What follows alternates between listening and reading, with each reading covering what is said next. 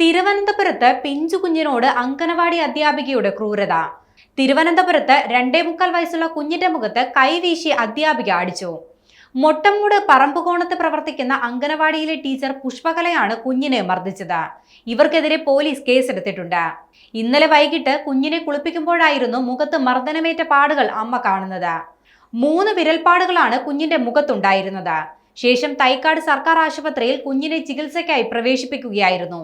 ബന്ധുക്കൾ നടത്തിയ അന്വേഷണത്തിലാണ് ടീച്ചർ മർദ്ദിച്ചതായി കണ്ടെത്തിയത്.